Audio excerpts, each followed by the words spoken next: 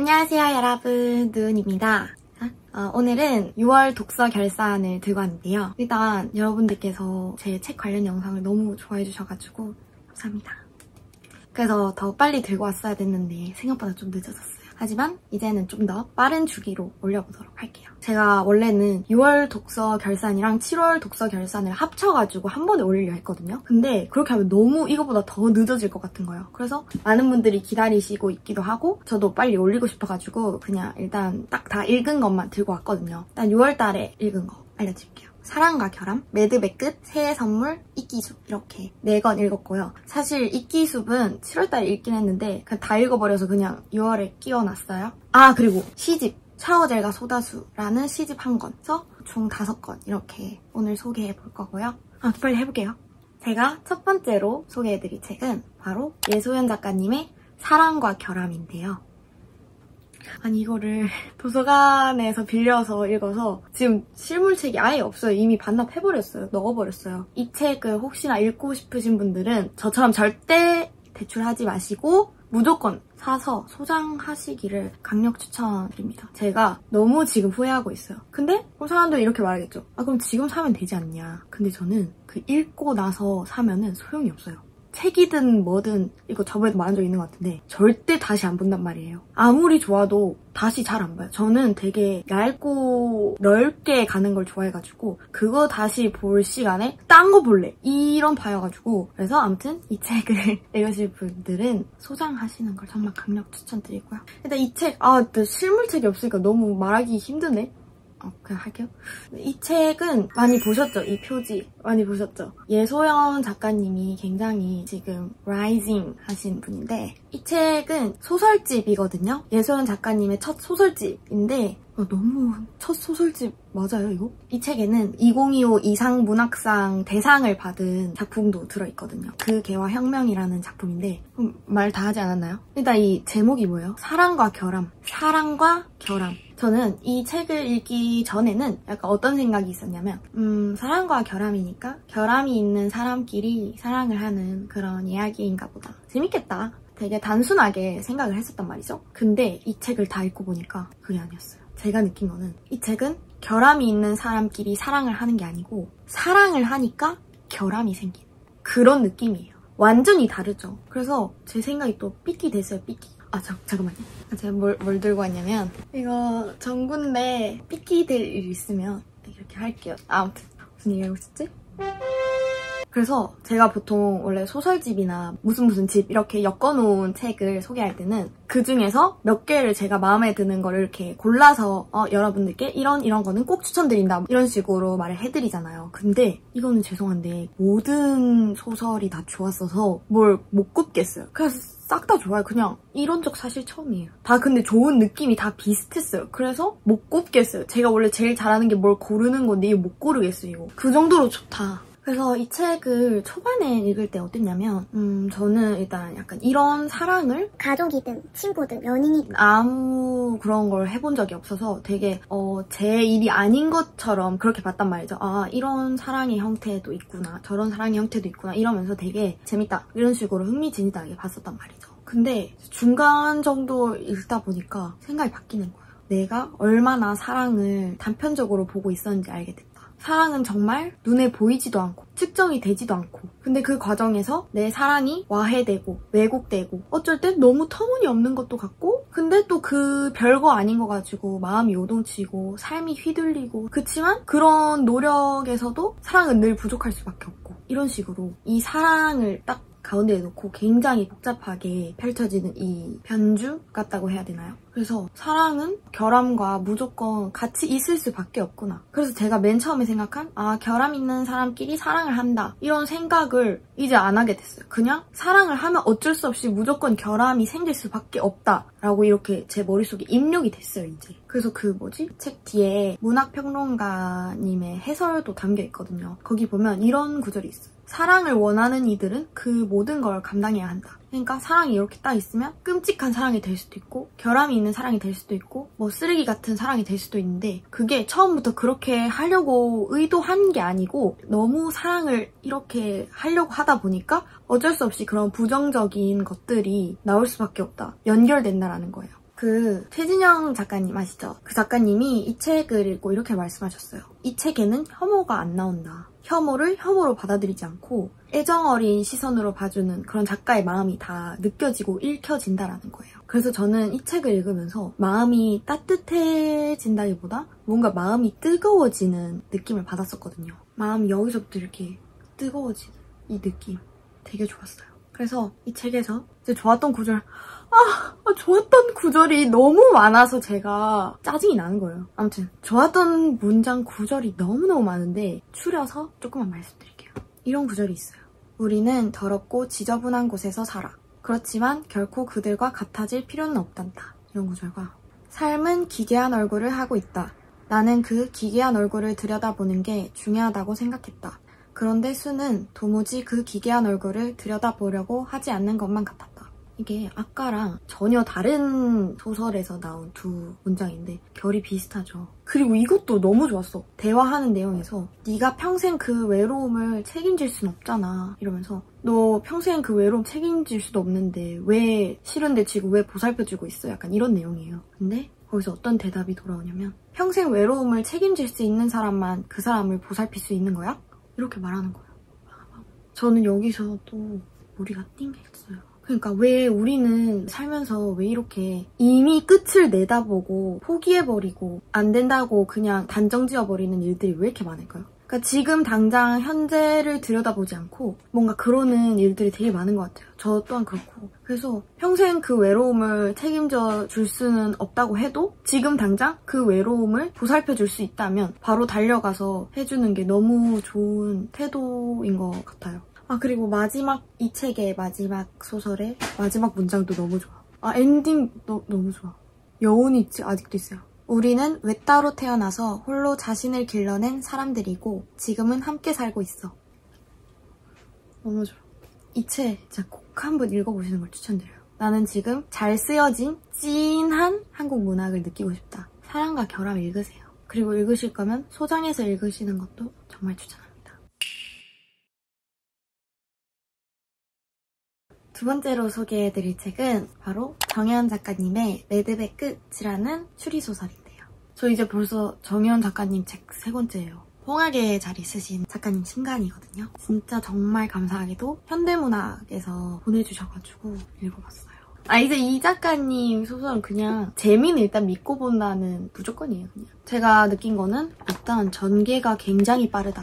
특히 그 초반 몰입감이 좋아요. 이게 초반에 몰입감이 좋아요. 이런 거는 확 빨려 들어가서 수르륵 읽잖아요. 왜 보통 추리소설이나 뭐 스릴러 소설 같은 거는 그 묘사가 되게 길고 늘어지는 이런 게 많을 수도 있는데 되게 담백해요. 그냥 표현이. 그래서 또 후루룩 읽었다.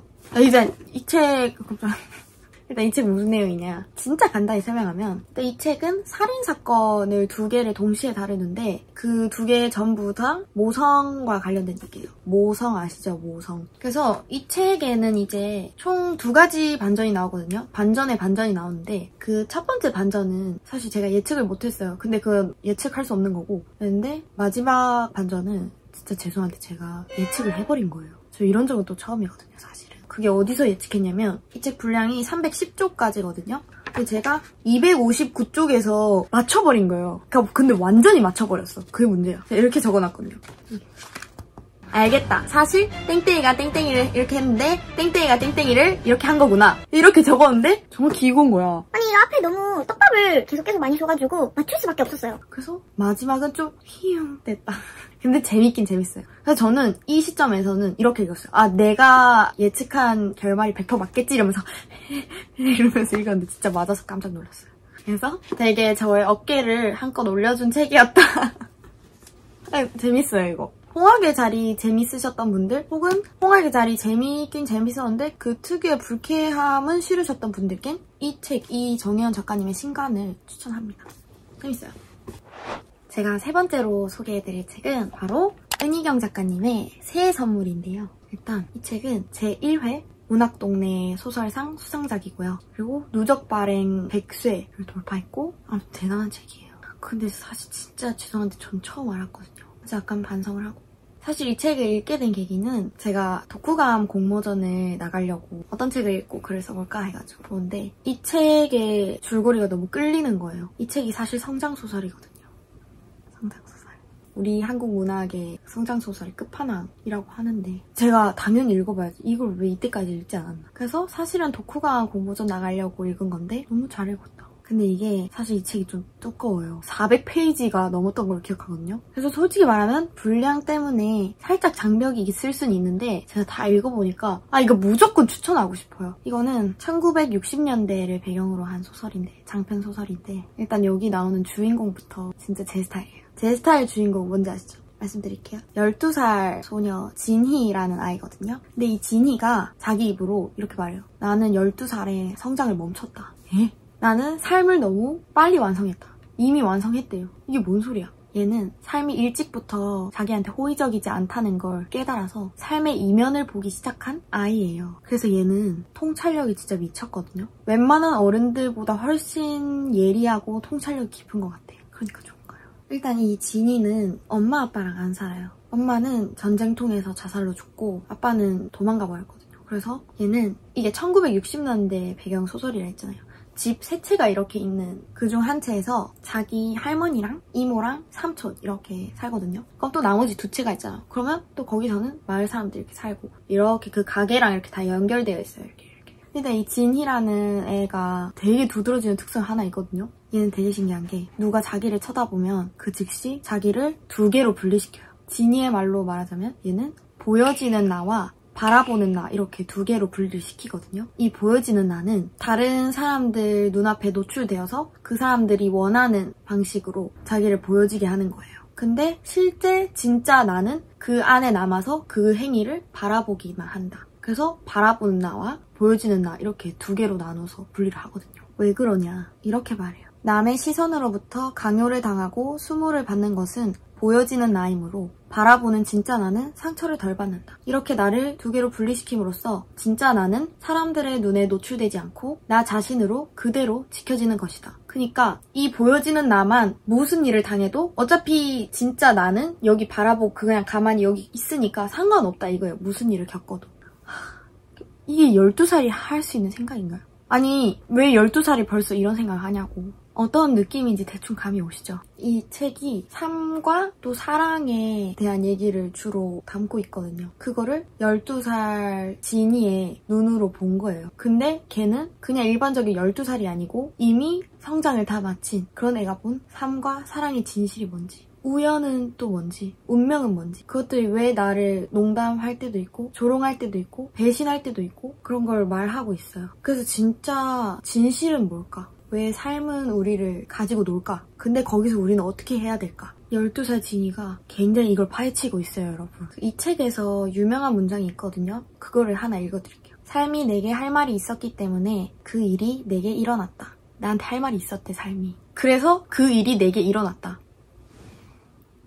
이 문장이 저는 이 책을 관통하는 문장이라고 생각해요. 뭔가 이유 같은 걸 찾고 싶은데 그런 걸 못 찾을 때도 있잖아요. 왜 그 일이 꼭 나한테 일어났어야 됐을까? 왜 꼭 그 시점에서 그 상황에서 그 일이 나한테 일어났어야만 됐을까? 왜 그랬을까? 왜 그런 운명이고 왜 그런 우연이 나한테 왔을까? 이런 걸 엄청나게 생각해보게 되는 책이에요. 근데 이 진이가 어쨌든 성장을 하니까 성장 소설인 거죠. 근데 되게 막 짜잔 저 성장했어요 여러분 저 어때요? 뭐 이런 엔딩이 절대 아니에요, 여러분.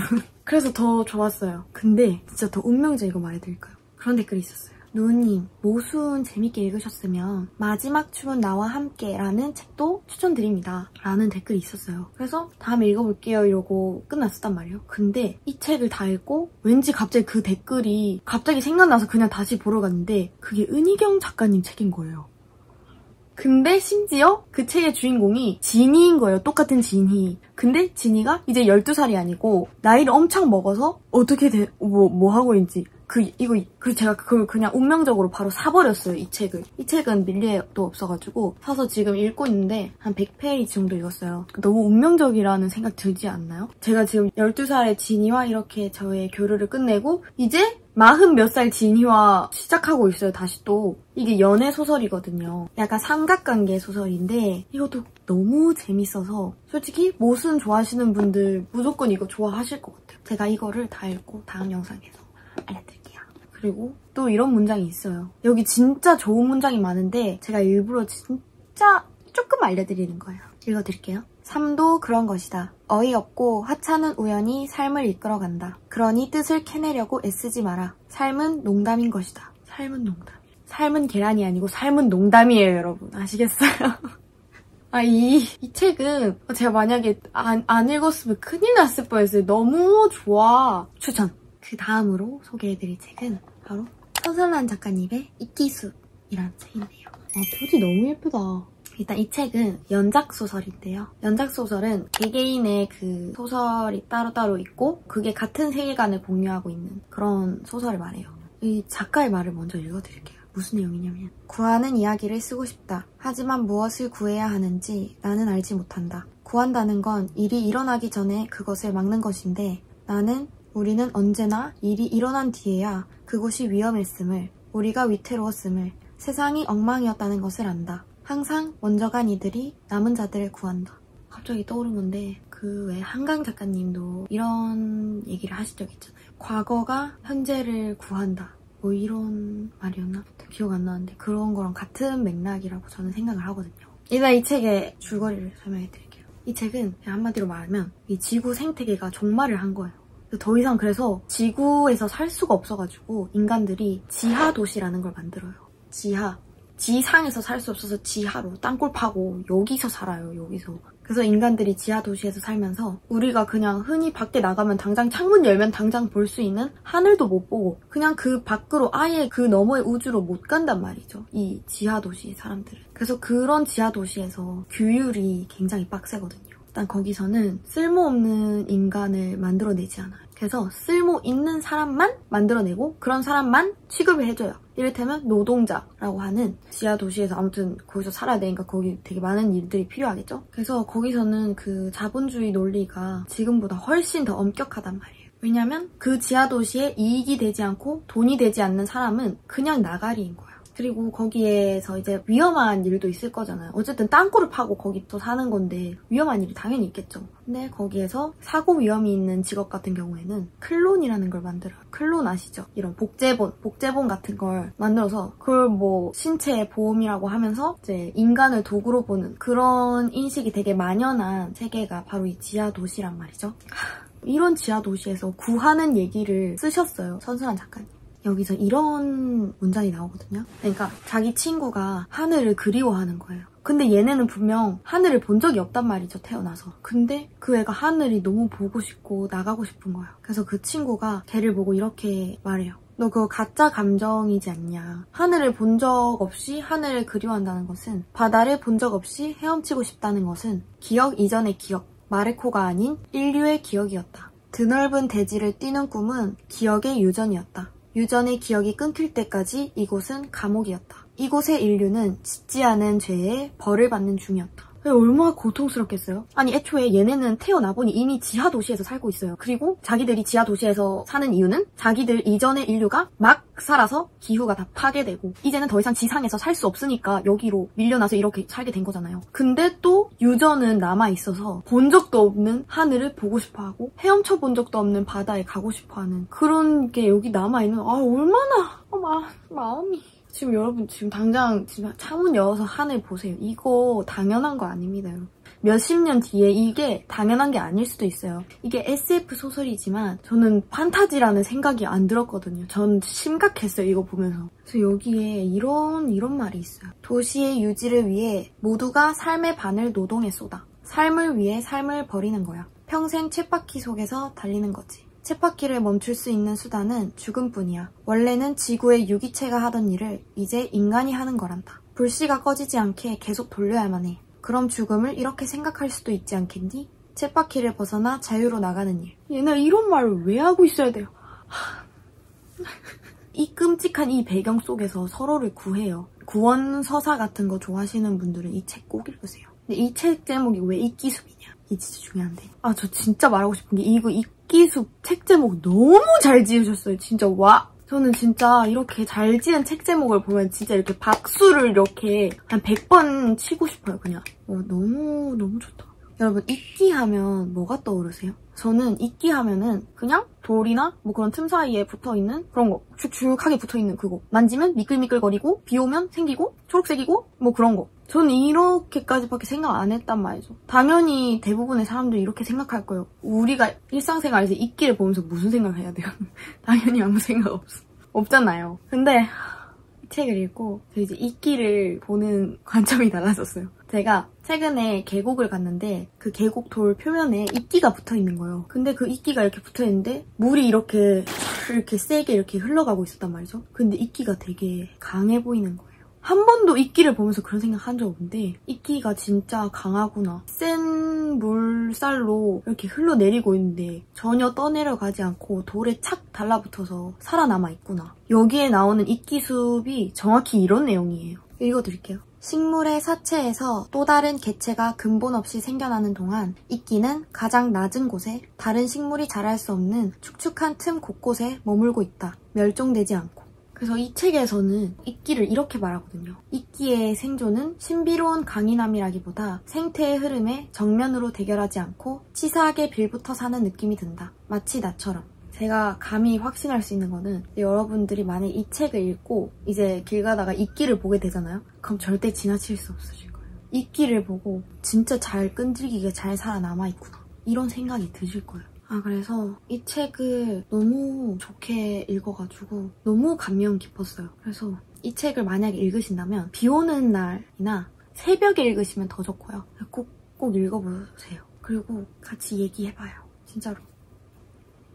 따고 마지막으로 이제 소개해드릴 책은 바로 샤워젤과 소다수라는 시집인데요. 일단 샤워젤과 소다수 이거 굉장히 많이 들어보시지 않았나요? 저 굉장히 많이 들어봤거든요. 선물 받은 건데 이거 스티커 표지는 이거 스티커는 제가 동생한테 그냥 표꾸해봐라 이러고 던져줬더니 이렇게 이쁘게 표꾸해줬어요. 귀엽죠? 요즘 유행하는 스티커들이 다 있는 것 같아요. 일단 이 책은 지금 여름이잖아요. 여름에 읽기 정말 좋고요. 또 이렇게 뒤에 싹 적어놨는데 이 시집은 정말 상큼하고 통통 튀고 MG하다. 이 MG하다라는 말 꼭 들어가야 돼. 이 시집 진짜 MG예요. 그래서 솔직히 저는 현재 MG로서 재밌었어요. 일단 이 시집은 제가 기분 전환용으로 좀 많이 읽었거든요. 읽을 때마다 다 기분이 좋아지는 거예요. 근데 이게 마냥 해피 뭐 이런 내용만 있는 게 아니거든요. 오히려 이 시인님은 씁쓸한 그런 세상에서도 유쾌한 농담을 던지는 분이신데 그걸 되게 극단적으로 웃기게 표현을 하는 것 같단 말이죠. 그래서 저는 진짜 웃긴 내용도 진짜 많았어요. 좋았던 문장이나 시를 당연히 소개해드려야겠죠. 제가 또 이 시집은 인덱스를 안 붙였어요. 근데 왠지 모르겠는데 저는 시집에는 인덱스를 안 붙이고 싶은 이 느낌 뭔지 아세요? 그래서 이거 제가 그냥 이렇게 접어놨거든요. 꼬투리를. 모서리를. 시집에는 인덱스 안 붙이고 싶어. 이 현상을 뭐라고 하나요? 좀 알려주세요. 일단 그거 말하기 전에 이 시인의 말 뭐라고 적혀있냐면 딱 한 줄로 이 시집 그냥 설명 끝이에요. 너에게 향기로운 헛것을 보여주고 싶다. 여기에 진짜 처음부터 끝까지 그 내용이에요. 이 샤워젤과 소다수 표제작의 첫 그 문장이 뭐냐면 너에게서는 멸종된 과일 향기가 난다. 너무 문장 좋지 않나요? 그리고 이게 해피 이런 내용이 아니라 했잖아요. 아니에요. 그러니까 그런 내용도 있는데 제가 느끼기엔 아니거든요. 너에게서는 멸종된 과일 향기가 난다. 이러고 바로 다음 문장에 투룸 신축 빌라 보증금 2,000에 월세 90 어떻게 해야 너를 웃길 수 있을까 하는 생각. 이런 식으로 갑자기 투룸 신축 빌라 보증금 2,000에 월 90 어떤 느낌인지 아시겠죠? 제가 아까 좀 극단적으로 표현하는 부분이 웃기다고 했잖아요. 그게 어떤 느낌이냐면 나는 비범하지 않으면서 눈에 띄기를 바랍니다. 돌연사를 해서라도 말이지요. 이런 식으로. 이 제목이 지금 살아남아라 개복치이거든요. 이겼어요. 그리고 우리가 보통 게임 같은 걸 하면은 몬스터 사냥을 하잖아요. 이렇게 몬스터를 죽이고 걔가 갖고 있던 아이템을 먹고 이렇게 하잖아요. 근데 여기서는 뭐라고 나와 있냐면 제목 몬스터의 유품. 사냥에 성공하면 전리품을 획득할 수 있다. 누군가의 유품을 전리품으로 챙기는 심정이란 고독하군. 아니 누가 몬스터를 죽이고 아이템 획득하는 걸 이렇게 말해요? 이런 식으로 재밌단 말이죠. 또 좋은 문장 계속 읽어드릴게요. 여기 이거 지금 진짜 좋아하는 문장인데 맹렬한 건 뭐든 무섭지 않아? 그게 호이고 선이고 다정일지라도. 이거는 제가 대신 읽어주는 것보다 그냥 읽으면서 여러분들이 느끼는 게 더 좋으실 것 같아서 일단 여기서 멈추도록 하겠고요. 저는 잘 몰랐는데 생각보다 웃긴 거를 많이 좋아하는 것 같아요. 그러니까 저랑 웃음 코드가 안 맞으면 어쩔 수 없지만 웃음 코드가 잘 맞는 조금 웃긴 게 들어가면 저는 재밌게 잘 보는 것 같아요. 이것도 그랬고 팝팝 터지는 그런 시집이에요. 추천! 네 여러분 이렇게 6월 독서 결산을 해봤는데요. 사실 지금 제가 살짝 잠이 오거든요. 아까 이거 말씀드렸죠. 이게 조명이 나가가지고 제가 지금 책상에 있는 그 조명 하나로만 대고 이렇게 하는데 여기가 너무 어두워서 지금 사실 잠이 와요. 그래서 제가 이거를 잘 찍었을지는 모르겠는데 나중에 확인해볼게요. 기다려주셔서 감사하고 앞으로도 많은 관심 부탁드립니다. 그럼 안녕!